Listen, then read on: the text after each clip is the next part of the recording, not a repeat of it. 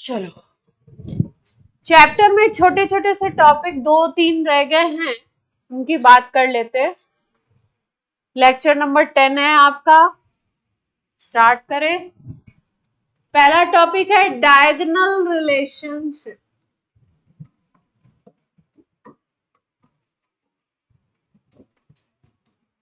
Diagonal relationship, diagonal से relation है कुछ, क्या रिलेशनशिप है देखिए। ये देखा जाएगा, ये जो फिनोमिनन है, ये जो प्रॉपर्टी है, ये जो चीज है डायगोनल रिलेशनशिप, ये देखी जाएगी सेकेंड पीरियड और थर्ड पीरियड के बीच में और कहीं नहीं देखा जाएगा, केवल सेकेंड पीरियड और थर्ड पीरियड के बीच में देखा जाएगा। पहले बात को समझ लीजिए, फिर उसके बाद नोट करिएगा। ऐसे सेकेंड पीरियड के एलिमेंट है, सेकेंड पीरियड में लिथियम हो गया, लिथियम के बाद कौन सा होता है, बेरिलियम, फिर बोरॉन हो गया। अगर इसमें डी ब्लॉक को नहीं लेना है, आप ले रहे हो लिथियम बेरिलियम, फिर उधर 13 ग्रुप होता है ना, बेरिलियम बोरॉन, फिर उसके बाद क्या आएगा, कार्बन। लिथियम के नीचे अगर थर्ड पीरियड में देखें तो क्या आता है आपका, सोडियम, यहाँ पे आएगा मैग्नीशियम, बोरॉन के नीचे आएगा एल्यूमिनियम, कार्बन के नीचे सिलिकॉन, नाइट्रोजन के नीचे फास्फोरस।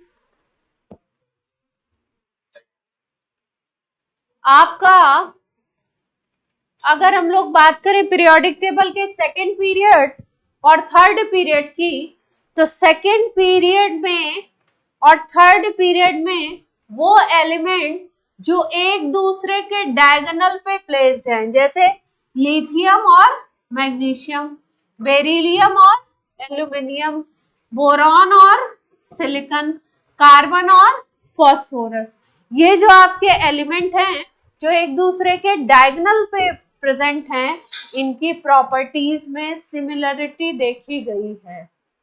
इनकी प्रॉपर्टीज में क्या है, सिमिलरिटी है। इसी को हम लोग कहते हैं डायगोनल रिलेशनशिप। ये जो सिमिलरिटी देखने को मिलती है, ये मिलती है दो रीजन से। एक तो आपका होता है, इसके जो रीजन है वो दो हैं। एक बोलते हैं पोलराइजिंग पावर का सेम होना, और दूसरा रीजन होता है लगभग सिमिलर आयनिक साइज होता है, सिमिलर साइज, है ना। तो अभी इन रीजंस को अलग से एक्सप्लेन करेंगे। पहले हम लोग लिखेंगे डायगोनल रिलेशनशिप की डेफिनेशन। फर्स्ट लिखेंगे क्या मतलब, क्या चीज है। हाँ, नहीं नहीं, in second and third period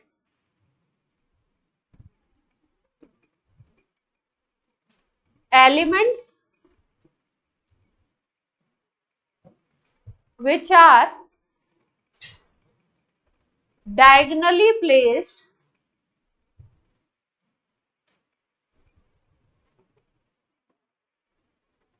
as in diagram, जो डायग्राम हमने बनाया है, diagonally placed as in diagram have similar properties.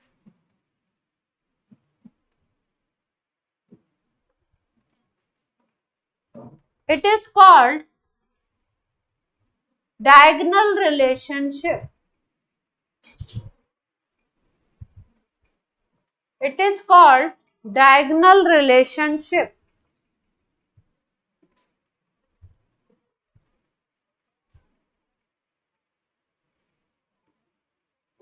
It is called diagonal relationship.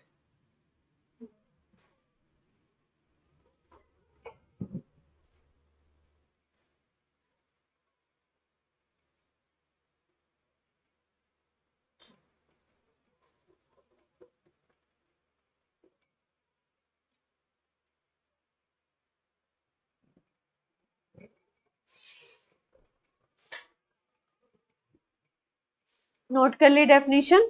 Example लिख लीजिए किसकी किसकी सिमिलर होंगी, ऐसे एरो बना के जैसे मैंने लिखा है। किसमें किसमें सिमिलरिटी देखने को मिल रही है?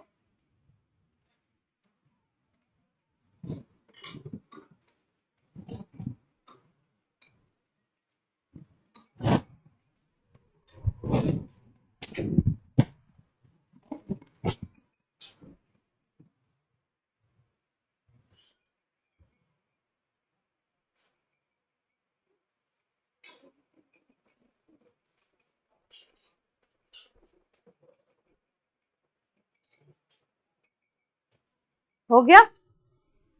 अब इसका रीजन पढ़ लेते हैं। रीजन क्या होता है इसका, क्यों ऐसा सिमिलर प्रॉपर्टी देखने को मिल रही है अपने को डायगोनल पे? रीजन में पहला रीजन तो ये है कि जो आयनिक साइजेस है ना वो कंपैरेबल है। कंपैरेबल का मतलब आसपास है। जैसे लिथियम का रिलेशन हम किससे बता रहे हैं? बेरिलियम से, यानी कि लिथियम और बेरिलियम की प्रॉपर्टीज मैग्नीशियम से बताया हमने। तो लिथियम और मैग्नीशियम की प्रॉपर्टीज क्या होंगी? सेम सी होंगी, सिमिलर होंगी। तो इनकी जो सिमिलर प्रॉपर्टीज हैं, अरे क्या हो रहा, इनकी जो सिमिलर प्रॉपर्टीज हैं वो किस रीजन से हैं? एक तो पहला रीजन है सिमिलर साइज है, या कह सकते हो कंपैरेबल साइज। कंपैरेबल साइज तब बोलते हैं जब साइज लगभग लगभग इक्वल सा हो, है ना। तो इसमें जो डायगोनल पे जो एलिमेंट है उनके साइजेस क्या है, एटॉमिक साइजेस क्या है? इक्वल्स हैं। फर्स्ट रीजन तो ये है। सेकंड रीजन है same polarising power. Polarising power next chapter में पढ़ेंगे, लेकिन यहां थोड़ा सा समझ तो लो। पोलराइजिंग पावर क्या होती है? जैसे मान लो ये कोई पॉजिटिव आयन है, तो पॉजिटिव आयन होगा तो इसका मतलब उसके पास इलेक्ट्रॉन की कमी है, उस पर पॉजिटिव चार्ज है। इसके बगल में मान लो नेगेटिव आयन आता है, ये कैटायन है। पॉजिटिव आयन को कैटायन बोलते हैं क्योंकि ये कैथोड की तरफ भागता है, और नेगेटिव आयन को एनायन बोलते हैं क्योंकि ये किसकी तरफ भागता है? एनोड की तरफ भागता है। तो मान लो कोई कैटायन है, उस कैटायन की बात करें, जैसे हम यहाँ पे बात कर रहे हैं Li प्लस की और Mg+ की बात करेंगे, अगर इनकी सिमिलर प्रॉपर्टी की बात करें, तो जो कैटायन होता है उसके ऊपर होता है पॉजिटिव चार्ज, तो उसमें टेंडेंसी होती है कि एनायन के ऊपर जो इलेक्ट्रॉन क्लाउड है, इलेक्ट्रॉन क्लाउड मतलब इलेक्ट्रॉन होंगे जो वो क्लाउड फॉर्म में होंगे, तो इलेक्ट्रॉन का जो क्लाउड है उसको खींचने की टेंडेंसी होती है, अपनी तरफ पुल करने की टेंडेंसी होती है। तो जैसे मान लो A+ ये है और B- है, और ये B- का इलेक्ट्रॉन क्लाउड है, ठीक। ये इसका क्या है? Electron cloud.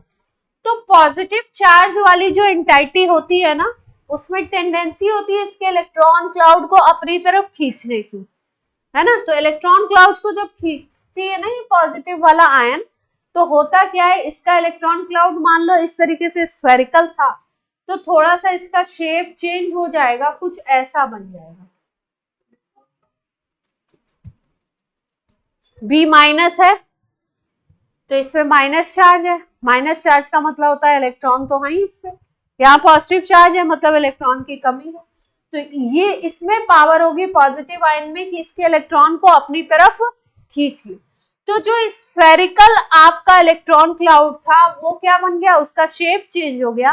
तो हम बोलते हैं कि पॉजिटिव आयन की वो पावर जो नेगेटिव आयन के इलेक्ट्रॉन क्लाउड को डिस्टॉर्ट कर देती है, उसमें डिस्टॉर्शन ला देती है, उस पावर को हम कहते हैं पोलराइजिंग पावर। क्या बोलते हैं? Polarising power.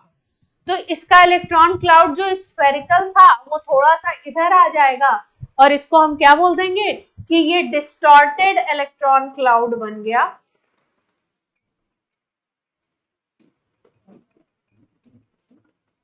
और यही डिस्टॉर्टेड इलेक्ट्रॉन क्लाउड जो B माइनस का था, ये किसकी वजह से बना? A प्लस की वजह से बना। तो A प्लस की इस नेचर को, इस टेंडेंसी को, इस फिनोमिनन को हम कहते हैं पोलराइजिंग पावर। ठीक है, तो ये जो दोनों आयन होंगे जो डायगोनल पे होंगे, उनका पोलराइजिंग पावर भी क्या होगा? सेम होगा। एक तो आयनिक साइज कंपेरेबल होगा, आसपास होगा, और पोलराइजिंग पावर भी क्या होगी? सेम। तो पोलराइजिंग पावर की डेफिनेशन लिख लीजिए, क्या है एक लाइन में।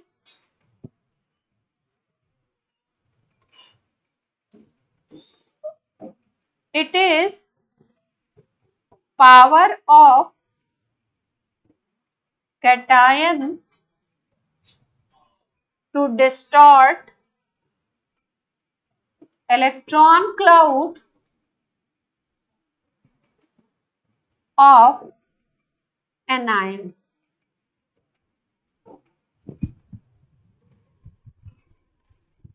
और जो डायगोनल पे एलिमेंट प्रेजेंट है उनकी पोलराइजिंग पावर क्या होगी?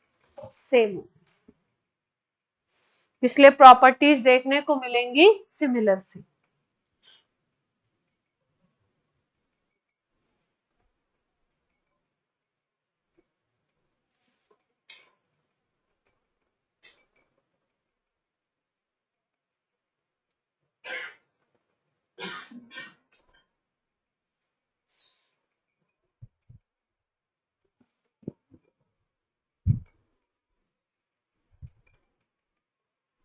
नोट हो गया?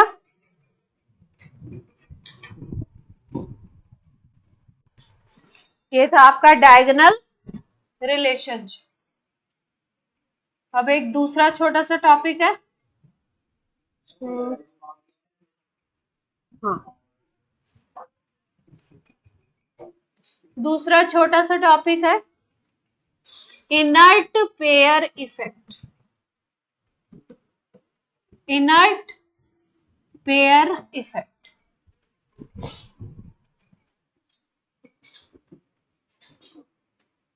पी ब्लॉक में देखा जाएगा। कहां पे देखा जाएगा ये वाला effect? Only in P block. जैसे उसके लिए फिक्स था सेकेंड और थर्ड पीरियड के, वैसे इसके लिए फिक्स है, पी ब्लॉक के एलिमेंट होंगे। Only in P block heavier element. Heavier element का मतलब है पी ब्लॉक में जो नीचे की तरफ एलिमेंट प्रेजेंट होंगे, जिनका मास ज्यादा होगा, हैवी जो एलिमेंट होंगे, उनमें ये देखा जाएगा। अब होता क्या है ये समझते हैं।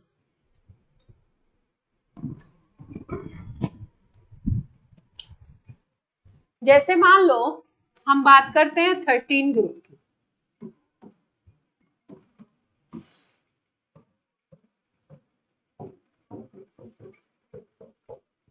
ठीक है, इसमें हैवियर एलिमेंट बोले तो सबसे हैवी तो Tl हो गया। ये इनर्ट पेयर थैलियम में और इंडियम में, दो में देखा जाता है। इनर्ट पेयर किस में देखेंगे? थैलियम में और इंडियम में। होता क्या है ये समझते हैं।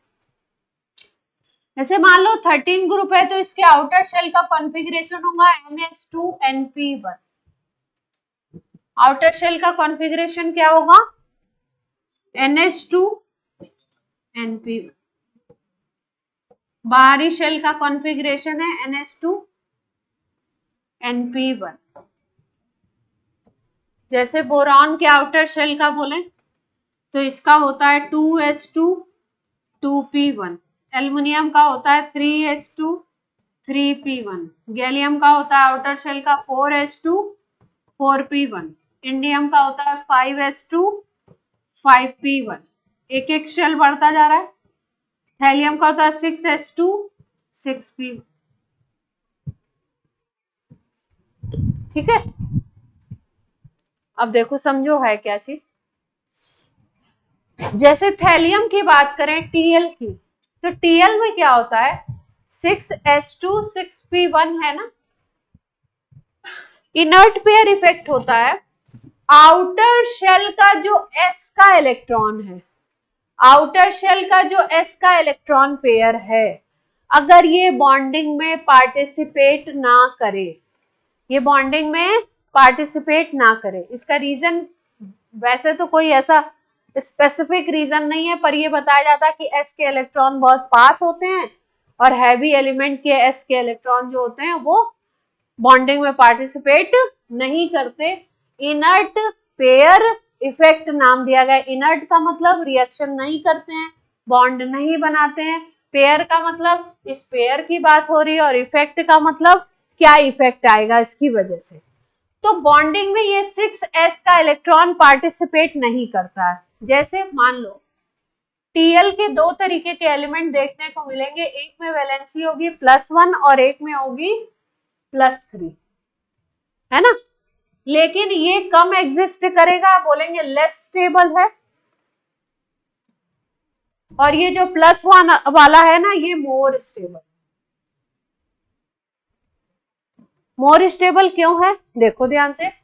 अगर आपका Tl के दो इलेक्ट्रॉन है आउटर शेल में, ये 6s2 और 6p1, ठीक। अगर Tl प्लस बनना है तो आउटर शेल से इलेक्ट्रॉन जाएगा, यानी कि यहाँ पे 6s2 रह जाएगा, 6p 0 हो जाएगा, एक इलेक्ट्रॉन जाएगा, तभी तो Tl प्लस बनेगा।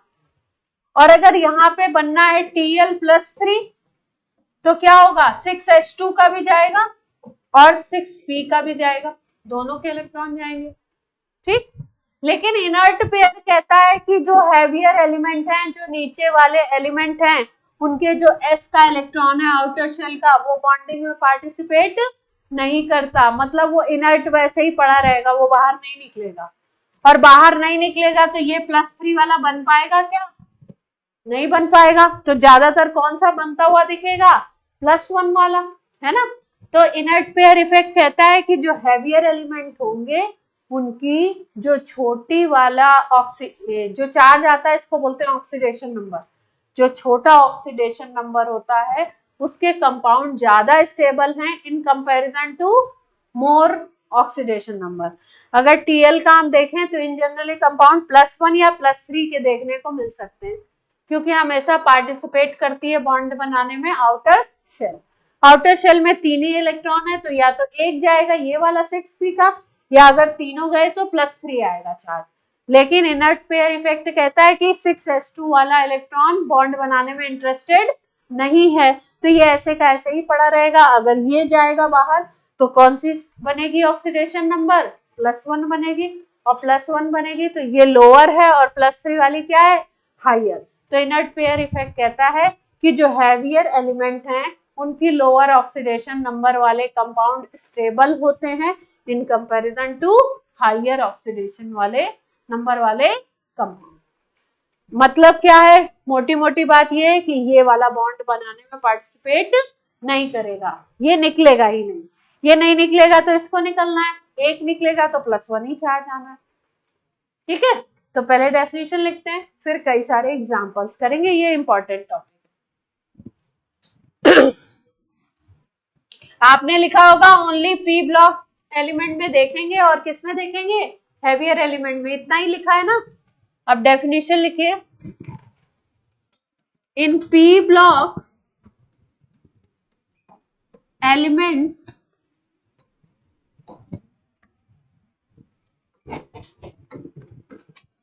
in heavier element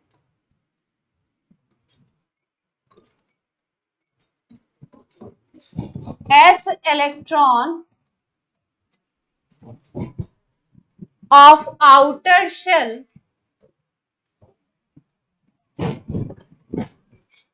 does not participate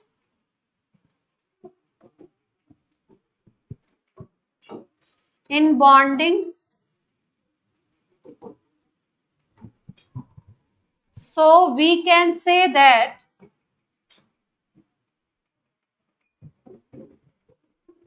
this pair is inert towards bonding, bond बनाने के लिए inert है।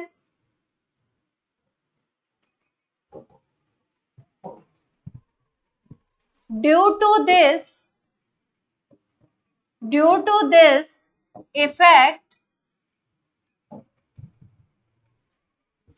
in heavier element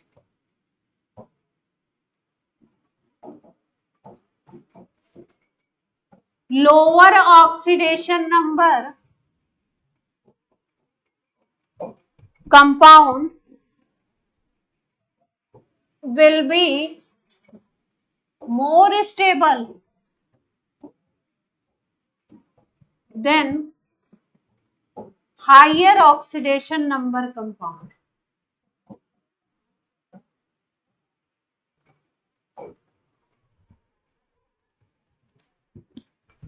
It is called inert pair effect. इस इलेक्ट्रॉन का पार्टिसिपेट ना करना क्या कहलाता है? Inert pair effect. और उस इफेक्ट की वजह से क्या हुआ? जो ज्यादा ऑक्सीडेशन नंबर है वो स्टेबल नहीं रहती है। कौन सी स्टेबल होगी? कम वाली। अब एग्जांपल लेते हैं कि 13 में कौन सी स्टेबल है, 14 में कौन सी स्टेबल है, 15 में कौन सी स्टेबल है। मेनली 13, 14, 15 की बात करें। हाँ, oxidation number compound, it is called inert pair.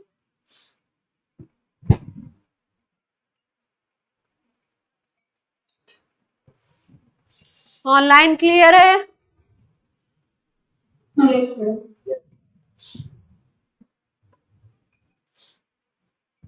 Note कर लीजिए फिर बताएं। हायर ऑक्सीडेशन नंबर, ऑन नहीं, OX लिखते हैं शॉर्ट। ऑक्सीडेशन नंबर का मतलब होता है चार्ज।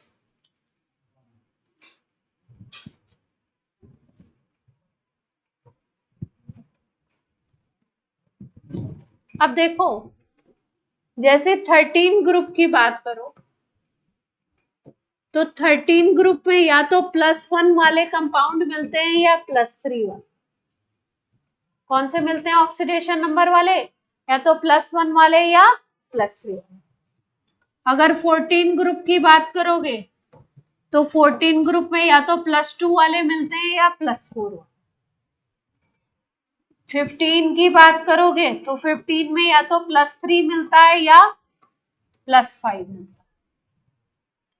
13 ग्रुप की अगर बात करो तो छोटी वाली ऑक्सीडेशन नंबर कौन सी है? +1 है तो ये ज्यादा स्टेबल होगी। 14 में +4 और +2 है तो कौन सी ज्यादा स्टेबल होगी? +2 वाली। 15 में +3 और +5 में कौन सी ज्यादा स्टेबल होगी?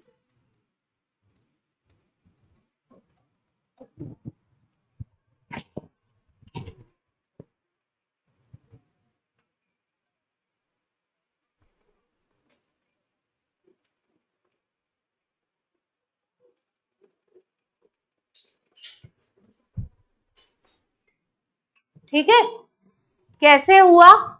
13 ग्रुप के इलेक्ट्रॉन है NH2NP1, ये बॉन्डिंग में पार्टिसिपेट नहीं कर रहा है तो कौन निकल रहा है? NP1 निकल रहा है। NP1 निकलेगा तो 13 ग्रुप के एलिमेंट जैसे Tl से NP1 निकल गया, एक इलेक्ट्रॉन निकल गया तो क्या बन जाएगा? Tl+।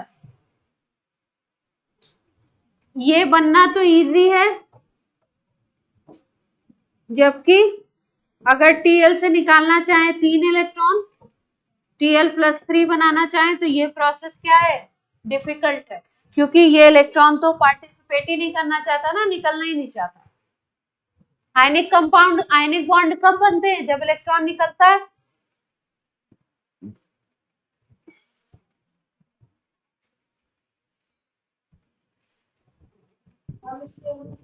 इससे क्वेश्चन कैसे आएगा?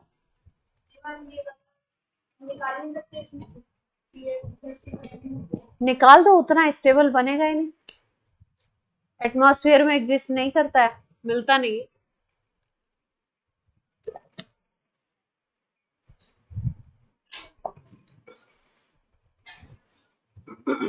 केमिस्ट्री में एक्चुअली एग्जैक्ट थ्योरी भी है पर कुछ कहानियां भी है।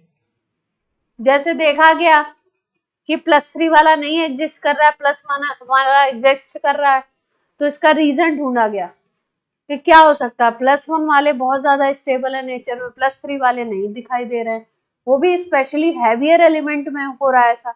तो सोचा गया होगा कि हैवियर एलिमेंट में कुछ ना कुछ ऐसी चीज हो रही है जो ऊपर वाले एलिमेंट में नहीं हो रही।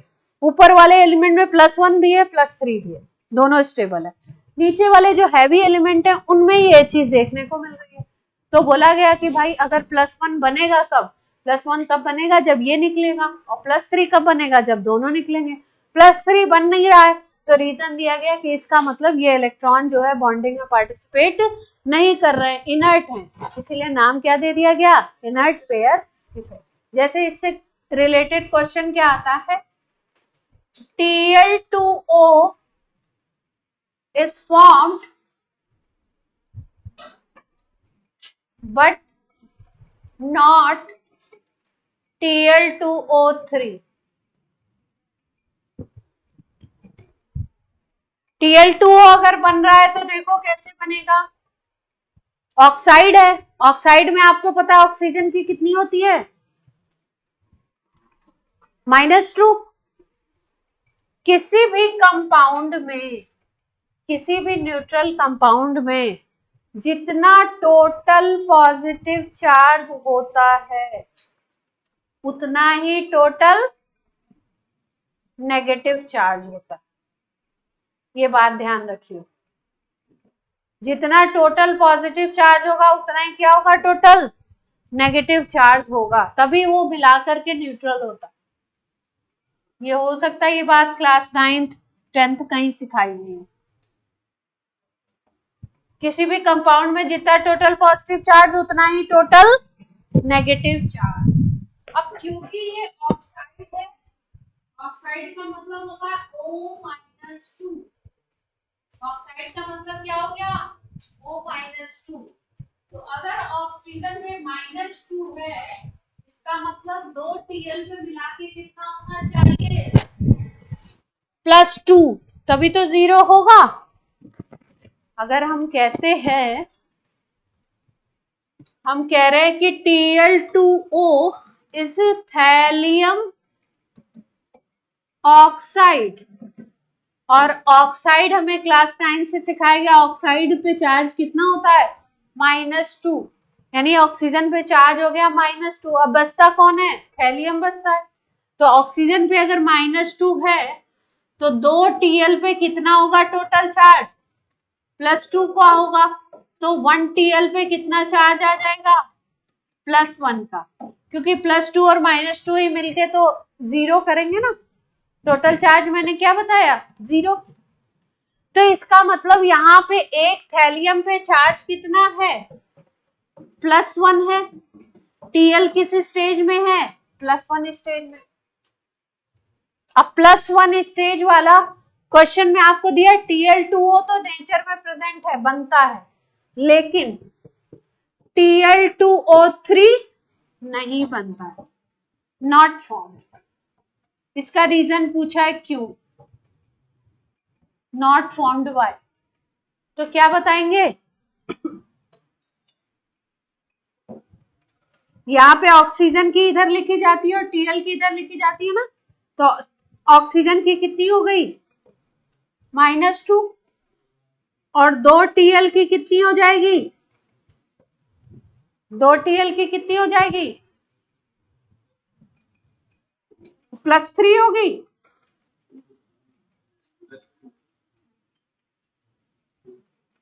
+3 होगी। कैलकुलेशन गड़बड़ हो गई, यहाँ पे 6 करना पड़ेगा, यहाँ पे 6 कर लो, कैलकुलेशन गड़बड़ हो जाएगी, 6 कर, तब बैठेगी बात, 3 से नहीं बैठेगी, फॉर्मूला में 6 कर लो, 6 हो गया। इसका मतलब 2 Tl का चार्ज कितना आ गया, +6, तो 1 Tl का चार्ज कितना हो गया, +3। ये नहीं प्रेजेंट होता है, क्यों नहीं प्रेजेंट होता है, Tl+3 बनता ही नहीं है, Tl+3 not form due to, क्या बोलेंगे, ड्यू टू, रीजन एक लाइन में लिख देंगे, inert pair effect, inert pair effect.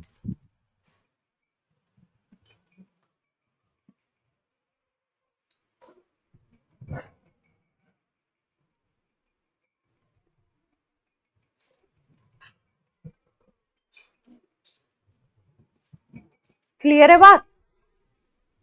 तो हैवी एलिमेंट में अगर कोई ऐसा दिखता है आपको जिसमें कि आपको बोला जाए कि कौन सी ऑक्सीडेशन नंबर स्टेबल होगी, कौन सी कम स्टेबल होगी, तो आप कौन सी वाली को बोलेंगे? कम वाले को ज्यादा स्टेबल बोलेंगे, हैवी एलिमेंट के लिए केवल, और ज्यादा वाली less stable, due to inert pair effect.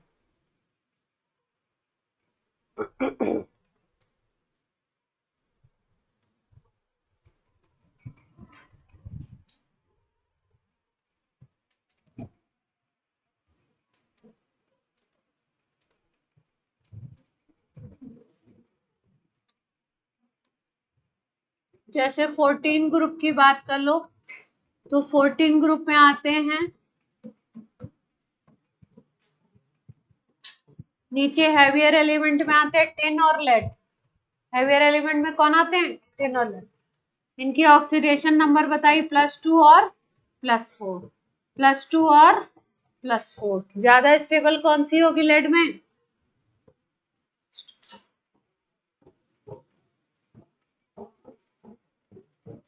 है ना? बोले why PbCl2 is more stable than PbCl4। तो आंसर क्या बोलेंगे? रीजन क्या है? +4 वाला क्यों नहीं बन रहा है? Inert pair effect. एक लाइन में बता देंगे इनर्ट। +4 वाला नहीं बनेगा ज्यादा स्टेबल, कौन सा बनेगा? +2 इनर्ट। जैसे टिन में भी होता है SnCl2 is more stable then SnCl4। Cl2 में बोलेंगे तो +2 आएगा चार्ज, Cl4 में बोलेंगे तो प्लस।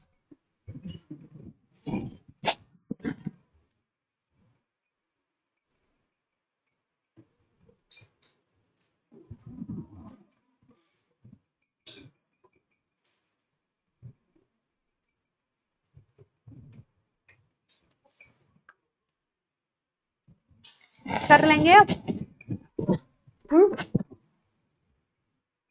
इनर्ट पेयर इफेक्ट के क्वेश्चंस कर लेंगे। चलिए अब कुछ क्वेश्चंस करते हैं।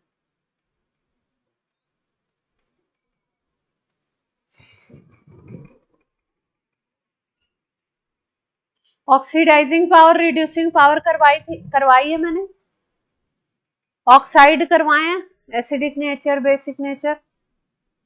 ऑक्सीडाइजिंग रिड्यूसिंग पावर नहीं करवाई।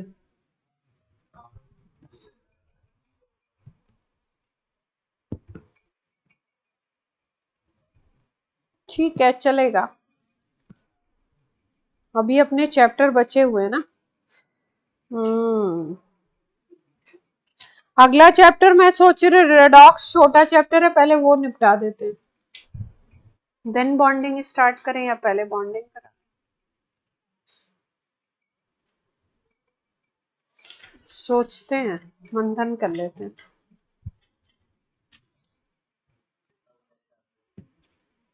तो खत्म हो गया। क्वेश्चंस करिए इस पे, तो सवाल करेंगे ना, सवाल करेंगे तभी तो कॉन्सेप्ट क्लियर होगा। PYQ करेंगे, इसमें क्वेश्चन नंबर बोलना मुझे, है ना? जो पहला 16 है जी, पूरे चैप्टर के करेंगे ना। आपके डाउट है? बोलो, पहले इनके डाउट ले लेते हैं। इसी चैप्टर के होने चाहिए। हाँ, पीरियोडिक टेबल के तब चले। मुझे सवाल दे दीजिए। गोला कर रखा आपने। Radius of cation and anion ZA is nuclear charge on anion, ZC is nuclear charge on cation. S is screening constant, which of the following is correct? है ना? तो स्क्रीनिंग कांस्टेंट इसमें निकालना पड़ेगा, स्लेटर रूल R+ है cation की radius और r minus है आपकी एनायन की रेडियस, ठीक है। Za है nuclear charge on anion, anion के ऊपर कितना न्यूक्लियर चार्ज है, और Zc है न्यूक्लियर चार्ज ऑन कैटायन। आपके सिलेबस का ही क्वेश्चन है ना, आउट ऑफ सिलेबस नहीं, बातें ना करें। एस बोला गया स्क्रीनिंग कांस्टेंट, है ना। तो आपसे पूछ रहे हैं रिलेशन बताना, इनमें रिलेशन क्या है। ऑप्शंस दे रखे हैं, ऑप्शन कुछ इस तरीके से बने हुए हैं, जैसे ए है RC by RA is equal to ZA minus S by ZC minus S। B option है RA by RC ZA minus S ZC minus S। C option है आपका RA by RC is equal to ZA by ZC। और D option में दे रखा है RA by RC is equal to ZC by ZA, ऐसे option दे रखे है ना। अब देखो रेडियस को रिलेट करना अपने को, सोचो इस क्वेश्चन को थोड़ा ध्यान से। रेडियस को रिलेट करना है किससे, Z is effective nuclear charge है ना, nuclear charge on anion and nuclear charge on cation.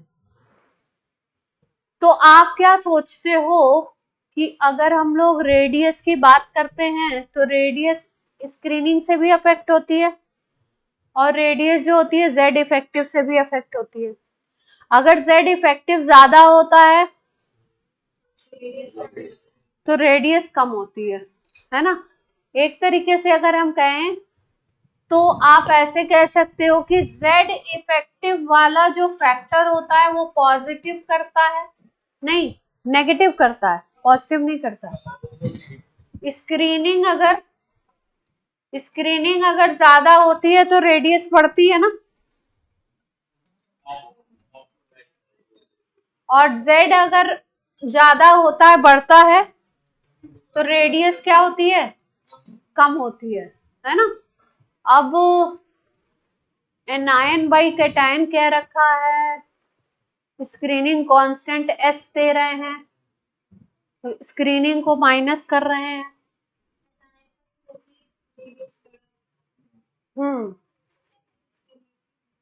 Anion की रेडियस तो बड़ी होती है कैटायन से, इन जनरली ऐसा होता है, एनायन की रेडियस जो होगी वो बड़ी होगी कैटायन से।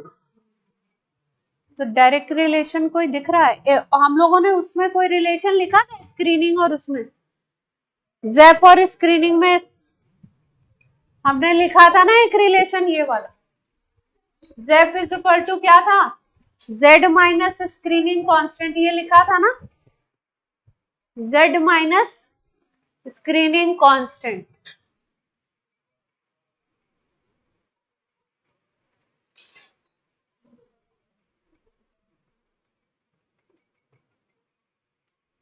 आंसर बी है क्या, इनवर्सली प्रोपोर्शनल से लग रहा है, आंसर लगा रखा है 1 है। क्वेश्चन नंबर 5 ए है, यानी डायरेक्टली प्रोपोर्शनल बोल रहे।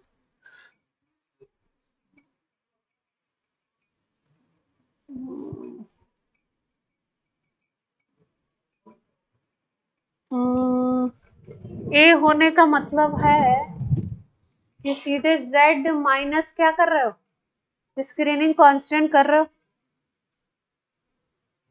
क्या निकाल रहे हो, ज़ेफ निकाल रहे हो। हाँ ठीक है, यही तो मैं बोल रही थी, मैं समझ ये रही थी, बोल दिया मैंने ए।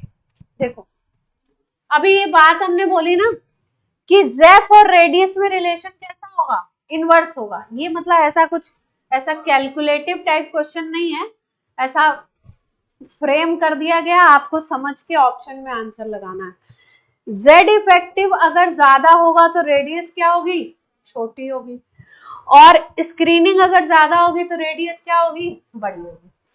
हम लोग जेड इफेक्टिव निकालते थे, एक फॉर्मूला था हमारे पास atomic number Z minus screening constant, जो यहाँ पे एस दे रखा है। इसका मतलब जेड में से स्क्रीनिंग कांस्टेंट माइनस करेंगे तो क्या आएगा, जेड इफेक्टिव आएगा। ठीक है, तो अगर आप जेड इफेक्टिव देखना चाहते हो तो अगर मान लो एनायन के लिए मान लो जेड इफेक्टिव ज्यादा आ गया तो एनायन की रेडियस फिर छोटी आएगी। जेड इफेक्टिव ज्यादा आ गया तो एनायन की रेडियस छोटी आएगी, और अगर जेड इफेक्टिव कैटायन के लिए आपका कम आ रहा है तो उसकी रेडियस बड़ी होगी। मतलब एक तरीके से देखें तो इनवर्स रिलेशन चल रहा है। तो हम लोग रेडियस को रिलेट कर रहे हैं इस फैक्टर से, ये वाले फैक्टर से। अब देखो यहाँ पे आपने कैटायन का ले रखा है ना, और यहाँ पे इनवर्स में लोगे अगर इस फॉर्मूला को तो Z of cation minus screening लगा दोगे इनवर्स में, और यहाँ पे इनवर्स में लगाओगे तो रेडियस ऑफ एनायन, और यहाँ पे क्या आ जाएगा इनवर्स। मतलब इसमें कुछ खास ऐसा वो नहीं है, बट हमने एक अंदाजे से इसको लगाया। ठीक, तो ऑप्शन अपना क्या बन जाएगा, ए। कैटायन की रेडियस ऊपर रख रहे हो तो ये वाला जो फैक्टर है जेफ वाला वो कहाँ पे रख दो, नीचे रख दो कैटायन का। रेशियो क्योंकि पूछ रहे हैं तो रेशियो में अपोजिट कर दूंगी। नेक्स्ट क्वेश्चन है Na प्लस से बना रहे हैं Na गैस और फिर बना रहे हैं Na सॉलिड। ये क्वेश्चन नंबर 1। क्वेश्चन नंबर 2 है, ध्यान से देखो, अच्छा सवाल है ये, सवाल अच्छा है। Na प्लस से बना रहे हैं Na गैसियस, मतलब आयन था उससे बना रहे हैं Na गैसियस, इसको बोल रहे हैं फर्स्ट प्रोसेस। फिर Na गैसियस से बना रहे हैं Na सॉलिड। ठीक, पहले था आयन, आयन पानी में भी होता है, एक्वस सॉल्यूशन में भी होता है। तो मान लो पहले एक्वस सॉल्यूशन में था सोडियम, फिर उसके बाद उसको हम कौन सी स्टेट में लेके गए, गैसियस स्टेट में। अब लिक्विड से तुम क्या बना रहे हो, आयन बोल रहे हो, अगर तो मान लो लिक्विड मान सकते हो, मॉल्टन स्टेट होगी तो लिक्विड उसमें भी होगा। तो हम ऐसे सोच सकते हैं, इस क्वेश्चन को ऐसे सोचते हैं कि ये लिक्विड है, लिक्विड से फिर बन रहा है गैस, गैस से फिर बन रहा है सॉलिड। ठीक है, तो लिक्विड से गैस बना रहे हैं फर्स्ट प्रोसेस, और फिर सेकंड में गैस से क्या बना रहे हैं, सॉलिड बना रहे हैं। अब क्वेश्चन में पूछा क्या है वो देख लेते हैं, वो तो हमने देखा ही नहीं। बोल रहे in first energy release, in second energy absorb. फिर किस में रिलीज हो रही, किस में एब्जॉर्ब हो रही है, ऐसे ऑप्शन बनाए हैं। कोई ऑप्शन होगा फर्स्ट सेकंड दोनों में एब्जॉर्ब हो रही है, फर्स्ट सेकंड दोनों में रिलीज हो रही है। तो आप देखो एक तरीके से लिक्विड से क्या बना रहे हो, गैस, तो ऑब्वियस सी बात है लिक्विड से गैस बनाना है तो बाहर से एनर्जी दोगे। ऐसे सोच लो, ये वाटर है ऐसे सोच लो, और ये क्या हो गया, स्टीम हो गई आपकी, और इसको सोच लो आप आइस बना रहे हो, ऐसे सोच लो इस क्वेश्चन को। ठीक, तो यहाँ पे तो एनर्जी सप्लाई करोगे ही, तो फर्स्ट में एनर्जी क्या करोगे, सप्लाई करोगे। दूसरे में क्या कर रहे हो, गैस से क्या कर रहे हो, सॉलिडिफाई कर रहे हो। गैस से सॉलिडिफाई करोगे तो एनर्जी क्या होगी, बाहर निकलेगी, एनर्जी क्या होगी, रिलीज होगी। क्यों रिलीज होगी, गैस भरी हुई है इसमें, सिलेंडर है कोई कंटेनर है, इसमें गैस भरी हुई है। अब इसको सॉलिड बनाना है, क्या करेंगे, high pressure and low temperature. पहले गैस होगी, लिक्विड बनेगी, फिर और प्रेशर लगाओगे तो क्या बन जाएगा, और टेम्परेचर कम करोगे, प्रेशर बढ़ाओगे, टेम्परेचर कम करोगे तो क्या बनेगा, सॉलिड। तो यहाँ पे क्या होगा, एनर्जी बाहर निकलेगी, क्योंकि गैसियस सिस्टम की एनर्जी ज्यादा होगी और आपके मॉलिक्यूल्स की काइनेटिक एनर्जी ज्यादा होगी, सॉलिड की कम होगी, तो उससे एनर्जी बाहर निकलेगी। और लिक्विड से गैस जब बना रहे हो तो एनर्जी क्या होगी, सप्लाई करनी पड़ेगी। तो फर्स्ट वाली तो सप्लाई होनी चाहिए, और दूसरी वाली क्या होनी चाहिए आपकी, रिलीज होनी चाहिए।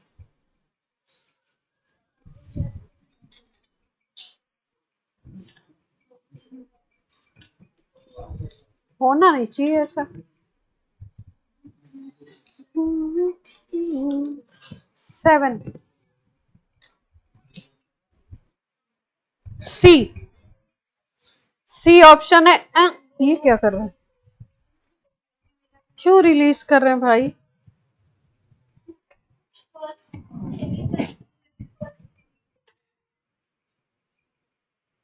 फर्स्ट में क्यों रिलीज करवा रहे हैं?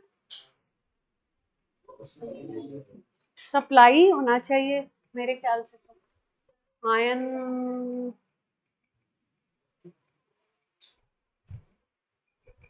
क्योंकि अगर हम ऐसे भी सोचते कि Na प्लस नियॉन का कॉन्फ़िगरेशन बन गया स्टेबल कॉन्फ़िगरेशन, तो भी तो भी तो भी तो भी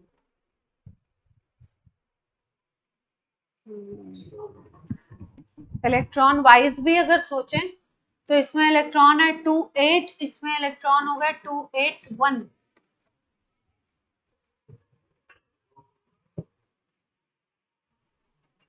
लेकिन ये नहीं समझ आ रहा है, अगर लिक्विड ना सोचें इसको, लिक्विड गैस सोचेंगे तब तो एनर्जी देनी ही पड़ेगी डेफिनेटली। अगर लिक्विड ना सोचें तो दूसरा तरीका ये है, Na प्लस से क्या बना रहे हो, Na बना,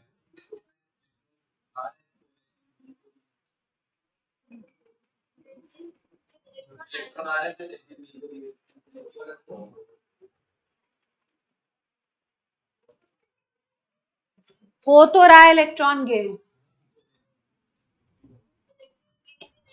अब इसको देखो, इस क्वेश्चन को हमने दूसरे फ्रेमवर्क से सोचा, Na प्लस से नहीं सोचा, इससे वाटर और इससे नहीं सोचा। अब ये कॉन्सेप्ट नहीं लगाया यहाँ पे, ये लगाएंगे तो डेफिनेटली सप्लाई होगी। हम ऐसे सोच रहे हैं कि ये Na प्लस का सिस्टम है और Na प्लस का अगर आपका सिस्टम है तो ये सिस्टम हो गया कितने का, 2 8 का हो गया, है ना, 2 8 का सिस्टम है।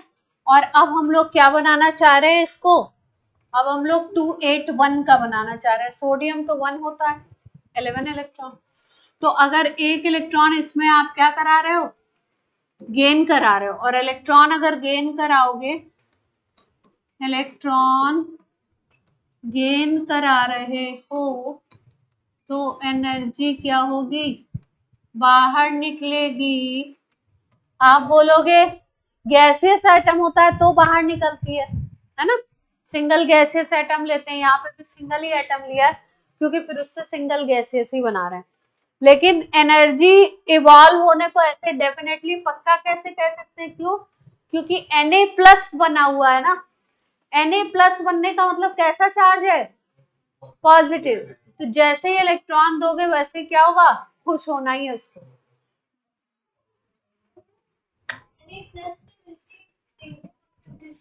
कॉन्फ़िगरेशन तो स्टेबल है पर चार्ज की वजह से Na प्लस पे कैसा चार्ज है, पॉजिटिव चार्ज, पॉजिटिव चार्ज है, इसलिए अगर फर्स्ट इलेक्ट्रॉन आप दे रहे हो तो ये क्या हो रहा है, हैप्पी ही हो। अब इस क्वेश्चन को हमने पूरा किससे सोचा, आंसर से ही सोचा, क्योंकि अगर कॉन्फ़िगरेशन से सोचोगे तो ये दिक्कत वाली बात है। 2 8 से क्या कर रहे हो, 2 8 1 कर रहे हो, ये तो Na से ये बनना ही चाहता है, Na प्लस तो बनना चाहता है, ये लूज करना चाहता है, तो इसने लूज करके मुश्किल से तो 2 8 बनाया। अगर उल्टा इस तरीके से हम सोचे तो क्या होगा, 2 8 1 में तो ये खुश होगा ही नहीं, है ना। लेकिन अगर वैसे सोचे कि केवल पॉजिटिव चार्ज के पॉइंट ऑफ व्यू से सोचोगे तभी एनर्जी रिलीज होगी, अदरवाइज आपको ऐसे ही सोचना कि एनर्जी सप्लाई होगी। ठीक है, अगला है affinity of fluorine is less than chlorine,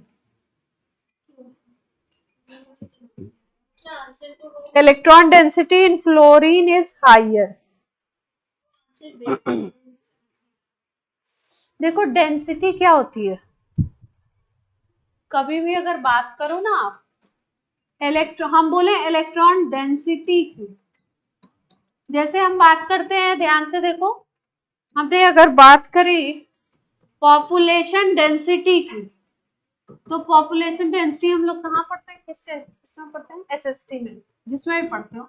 population density अगर हम बोलते हैं वर्ड, तो इसका मतलब होता है, मान लो ये कोई एरिया है ना, मान लो 1000 मीटर स्क्वायर है ना, और इसमें मान लो 50 पर्सन है, इतने एरिया में 50 लोग हैं 1000 मीटर स्क्वायर में, तो हम लोग बोलेंगे इसकी पॉपुलेशन डेंसिटी क्या हो जाएगी, 50 डिवाइडेड बाई 1000, यानी कि ये कितना आ गई, 1/20 पर्सन पर मीटर स्क्वायर।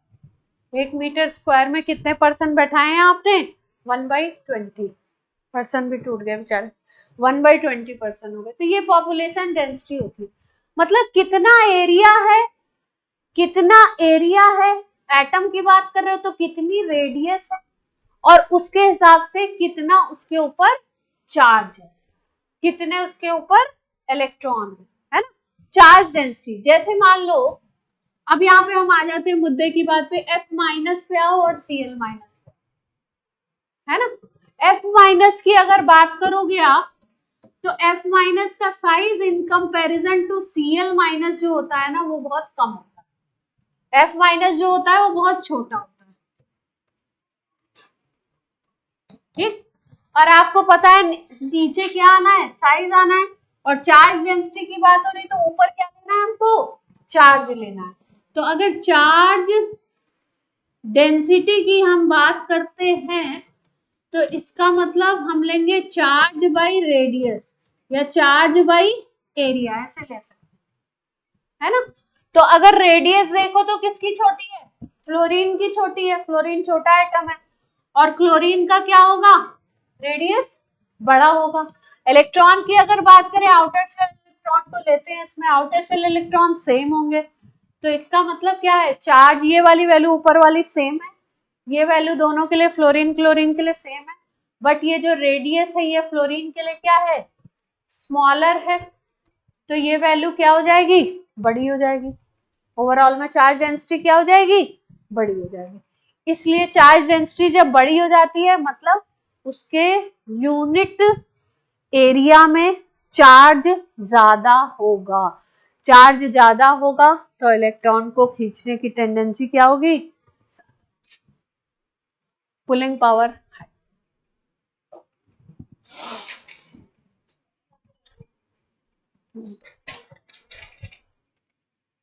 कुछ बात आ रही है समझ में, तुम लोगों ने नोट भी किए कि नहीं, क्वेश्चन नोट किए कि नहीं, ये जनता जनार्दन केवल सुन रही है।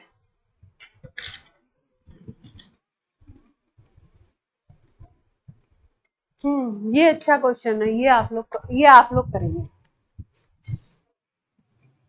जो लोग नोट नहीं कर रहे हैं वो अब ये क्वेश्चन करेंगे। 15 N-3O-1 Na+, ऐसे बना हुआ, इसको लिखा है ट्रायड 1 करके लिखा है, और फिर नीचे लिखा है ट्रायड 2। ऑनलाइन वाले भी आंसर दे सकते हैं इस क्वेश्चन का, N+C+O+, है ना, यही है ना। Choose the species of lowest IP ionisation potential from triad 1।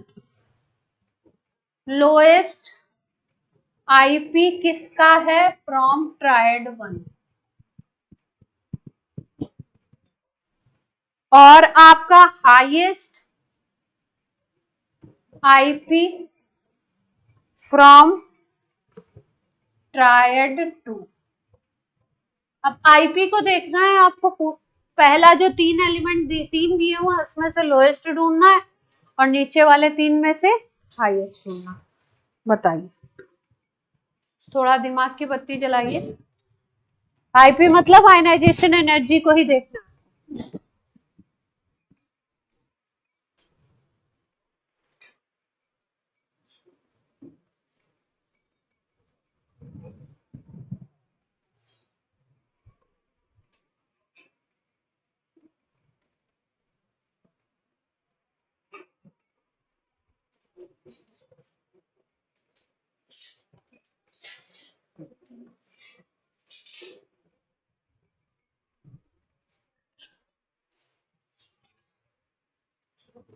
सोचो इसके बारे में। पहले वाले में बताना है लोएस्ट और दूसरे वाले में से बताना है आई आईपी के बारे में सोचना है आयनाइजेशन। पहले कॉन्फ़िगरेशन लिख लो सबका, आंसर कॉन्फ़िगरेशन से निकलेगा। n-3 का लिखो, O- का लिखो, Na+ का लिखो।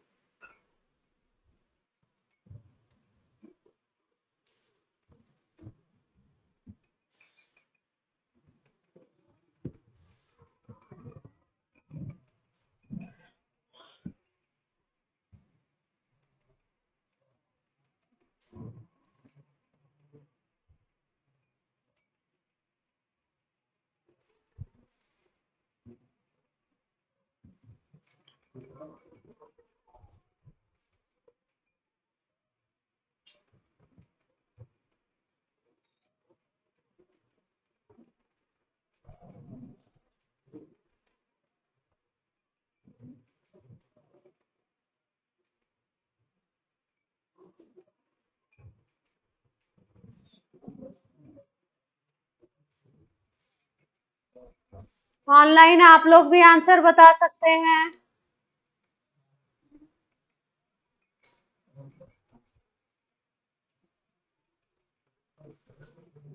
केशव, श्रीदा, मनस्वी, कॉन्फ़िगरेशन लिखो सबको। नहीं आता, नहीं आता। ऑक्सीजन की मुझे भी नहीं पता। ट्राइड 1 में n-3 का लिखते हैं। n का होता है 1s2 2s2 2p3, यही होता है ना। ये नाइट्रोजन का होता है, तो -3 करेंगे तो 3 इलेक्ट्रॉन और हो जाएगा। 1s2 2s2 2p6 हो जाएगा ना, यही होगा। माइनस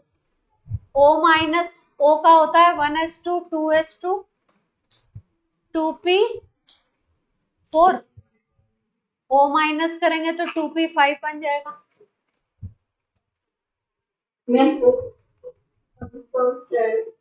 O नेगेटिव का आ रहा है, यही आंसर। तुमको इसी में दिक्कत है। Na+ का लिख दें तो क्या बन जाएगा 1s2 2s2 2p6,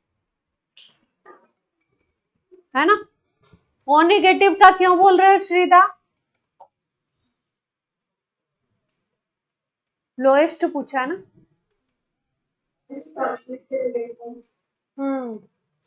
देखो n-3 जो है उसमें 2p6 है, पूरा कॉन्फ़िगरेशन फिल है, 10 इलेक्ट्रॉन का system. n-3 is 10 electron system, यानी कि नियॉन का सिस्टम, इनर्ट गैस। ये भी क्या है, 10 इलेक्ट्रॉन सिस्टम है, नियॉन का है, तो इलेक्ट्रॉन देना डिफिकल्ट हो जाएगा। और O- क्या है 2p5 है, तो इसको अगर इलेक्ट्रॉन सॉरी इससे इलेक्ट्रॉन निकालोगे तो क्या बनेगा निकालना है, देना नहीं है।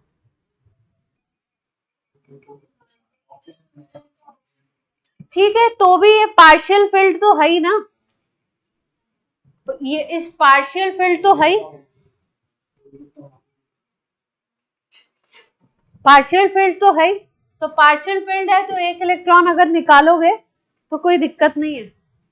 वैसे भी आप लो ही होगा, वैसे भी आपको पता है कि ऑक्सीजन क्या बनाता है, ऑक्सीजन की स्टेबल क्या है O-2 है सबसे ज्यादा, O-1 भी बनाता है, O-2 पर सबसे ज्यादा स्टेबल होती है। ऑक्सीजन ऑक्साइड फॉर्म में सबसे ज्यादा है ना। तो O-2 बनाने में इसको दिक्कत नहीं है, O-2 बनाना इसके लिए दिक्कत वाली बात नहीं है। बाकी दोनों से इलेक्ट्रॉन निकलना is difficult process because it है नियॉन कॉन्फ़िगरेशन, ऐसे जस्टिफाई करेंगे।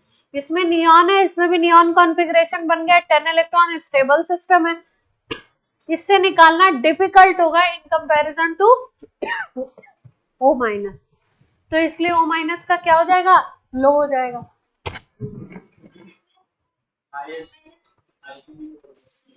लोएस्ट पूछा ना, इजी प्रोसेस है तो कम वो करनी पड़ेगी।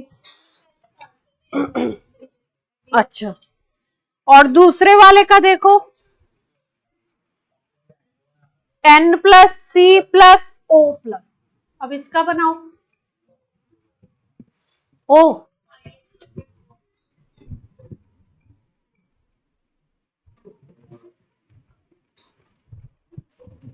बना लो, n plus C plus O plus. देखो फॉर्मेट क्या होता है ना, ये जो क्वेश्चंस बनाए जाते हैं ना, वो फॉर्मेट ये बनाया जाता है कि बच्चे का दिमाग 10 तरीके से चल सके, है ना।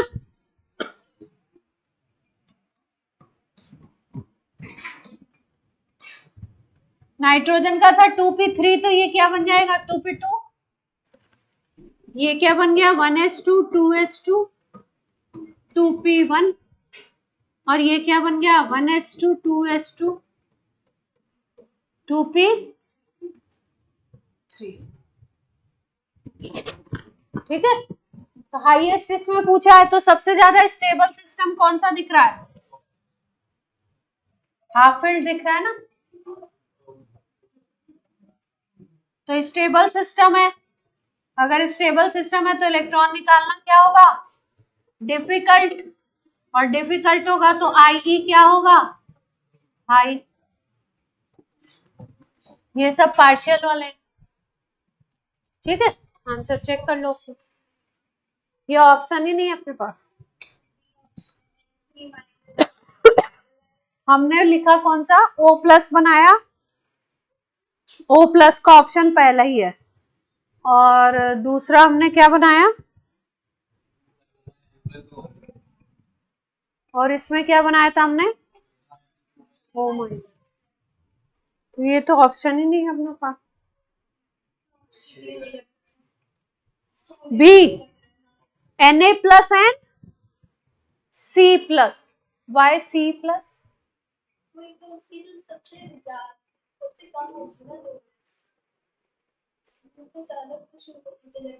C प्लस तो आसानी से निकाल देगा ना, क्योंकि इसके पास 2p1 कॉन्फ़िगरेशन है, बोलेगा निकाल देते, हीलियम बन जाएंगे।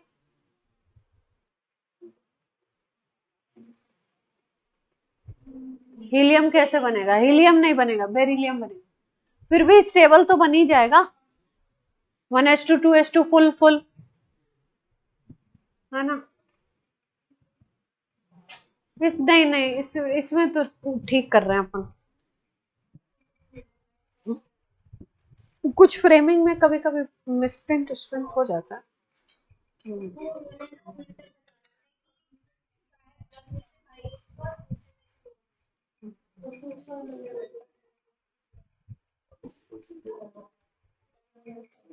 हो जाते हैं कुछ क्वेश्चंस में ऐसा।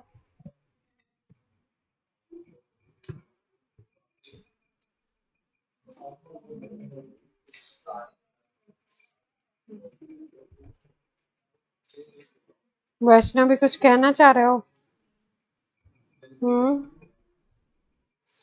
लगता है कि वैष्णवी कुछ कहना चाहती है, नहीं।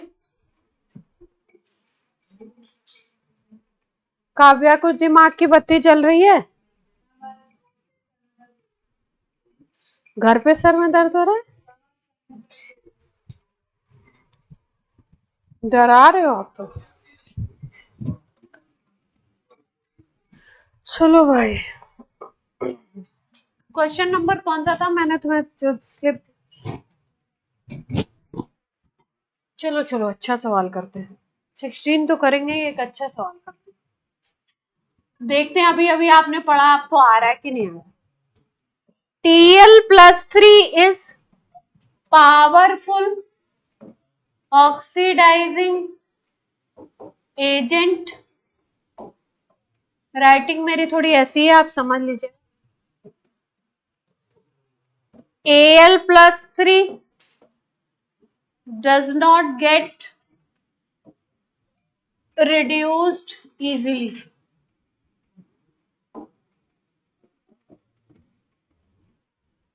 क्या कहना चाहते हैं, चार पांच स्टेटमेंट दिए हुए हैं और बोल रहे हैं कि क्या बोल रहे हैं, कौन सा करेक्ट है, कौन सा, वो नहीं देते ए बी सी डी ई सब करेक्ट है, ये करेक्ट है, वो करेक्ट है, तो कौन कौन से करेक्ट हैं? Both Al+3। अच्छा, ऑक्सीडाइजिंग एजेंट और रिड्यूसिंग एजेंट के बारे में जानते हैं, जिसका ऑक्सीडेशन होगा वो रिड्यूसिंग एजेंट, जिसका रिडक्शन होगा वो oxidising agent. Very stable in solution, अभी अभी सिखाया था आपको, Tl+3 स्टेबल था क्या? Tl+1 more stable than Tl+3।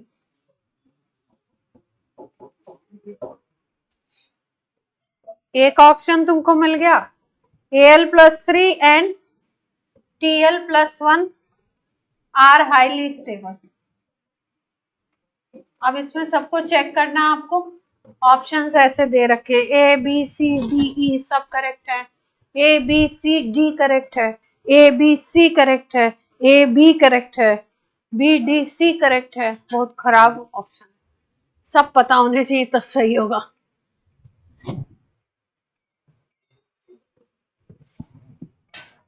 D तो आपने करेक्ट कर ही लिया, डी सब ऑप्शन में, डी सारे ऑप्शंस में है। डी को आपने अभी अभी पढ़ा था तो आपने बोला ये तो करेक्ट है ही, तो ये सारे ऑप्शंस में, तो इससे तो ऑप्शन नहीं, करेक्ट बताना।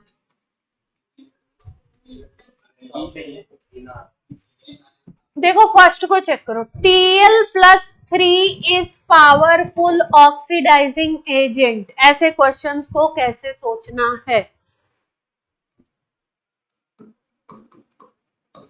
ये लिखा हुआ है।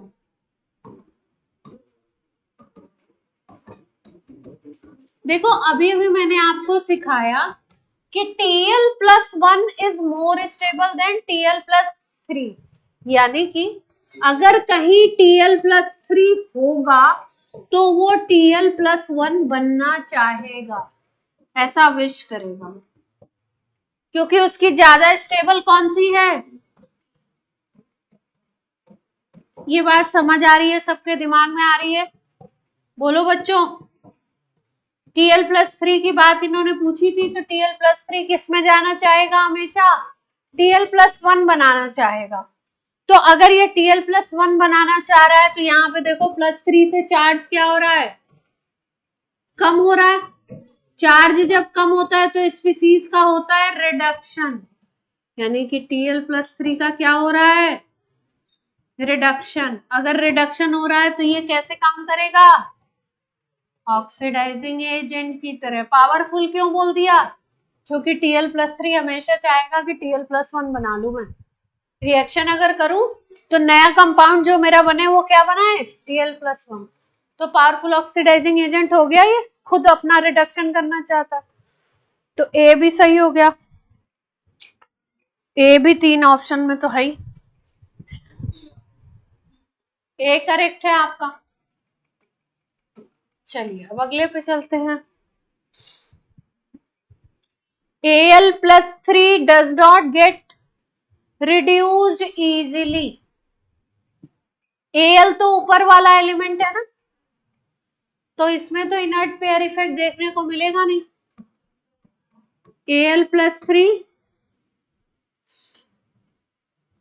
ये अगर 3 इलेक्ट्रॉन लेगा तो क्या बनाएगा, Al बनाएगा,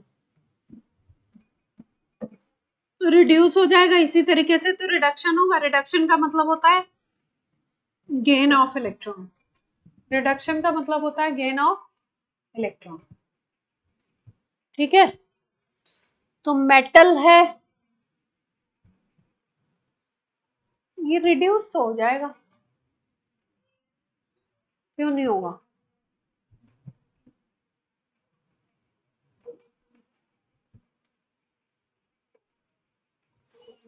बस इसमें ये ना हो कि इसमें लिखा है Al+3 does not get reduce easily, इसमें एल्युमिनियम के ज्यादातर क्वेश्चंस में, एल्युमिनियम पी ब्लॉक में पूछा जाता है ज्यादातर क्वेश्चंस में ये एक फैक्टर कई बार आ जाता है कि एल्युमिनियम कहीं पे भी पड़ा हुआ है तो उसके ऊपर ऑक्साइड की लेयर आ जाती है, तो उसका कुछ रीजन ना हो, नहीं तो ये रॉन्ग बन रहा है ना।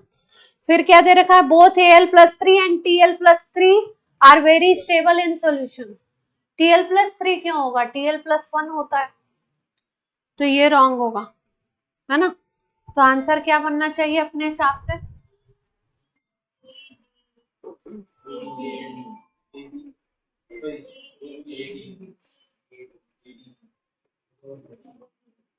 ऐसा कुछ है नहीं, चेक करते हैं फिर भी।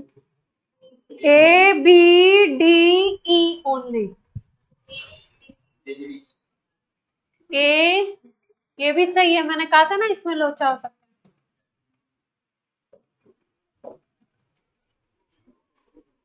Al+3 and Tl+1 are highly stable. Aluminium ऊपर है तो इसकी +3 स्टेबल होगी, और Tl नीचे है उसी ग्रुप में तो इसकी +1 स्टेबल होगी, तो ये भी सही हो गया।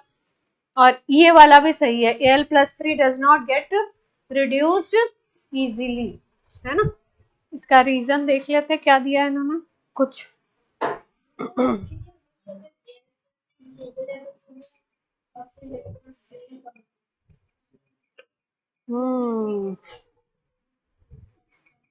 अब इन्होंने दे दिया यहाँ पे पोटेंशियल की बेसिस पे, पोटेंशियल हम डिस्कस करेंगे रेडॉक्स वाले चैप्टर में, तो इसलिए ठीक है। आज की क्लास आप क्या, एक क्वेश्चन पे ही बंद कर देते हैं। ये जो ऑप्शन है आपका, ये हम लोग डिस्कस करेंगे उस चैप्टर में, रेडॉक्स। हाँ ये चैप्टर खत्म हो गया, थैंक यू बेटा।